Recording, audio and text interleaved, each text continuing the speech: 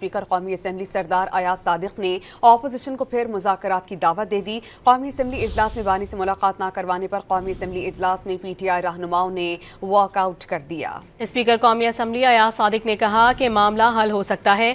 وزیر اعظم نے کہا تھا کہ مل کر بیٹھیں تو بات ہو سکتی ہے۔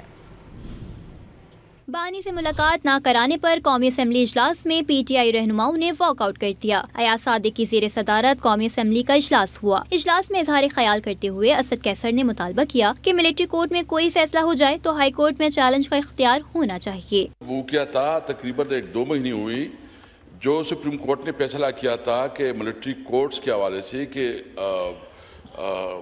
پارلیمنٹ جو ہے نا وہ اس کے حوالے سے اپنی لیجسلیشن کرے، تو ہم نے صرف یہ موقف رکھا ہے کہ جب ملٹری کورٹ میں کوئی فیصلہ ہو جائے تو ہائی کورٹ میں اس کو اپیل کا حق ہونا چاہیے۔ وفاقی وزیر قانون اعظم نذیر ٹارر نے کہا کہ عدالت پارلیمنٹ کو حکم نہیں دے سکتی۔ کورٹ نے اس خواہش کا اظہار کیا ہے کہ پارلیمنٹ یہ معاملہ دیکھے کہ ملٹری کورٹ کا فیصلہ ہائی کورٹ میں چیلنج ہونا چاہیے یا نہیں۔ کورٹس پارلیمنٹ کو ڈائریکٹ نہیں کر سکتی۔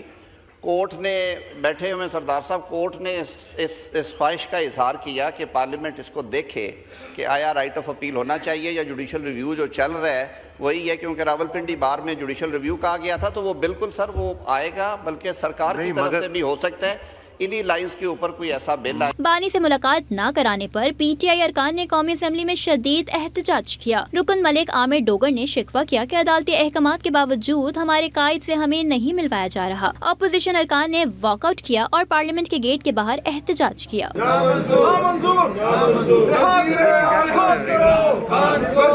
اسپیکر قومی اسمبلی ایاز صادق نے ایک بار پھر باور کرایا کہ مل بیٹھ کر ہی تمام معاملات حل ہو سکتے ہیں۔ قومی اسمبلی نے یونیورسٹیز میں مستحق افراد کے لیے خصوصی نشستیں مختص کرنے کا بل منظور کر لیا۔ زکوٰۃ اور عشر ترمیمی بل بھی منظور کر لیا۔ آئین میں ترمیم کا بل متعلقہ کمیٹی کے سپرد کر دیا گیا۔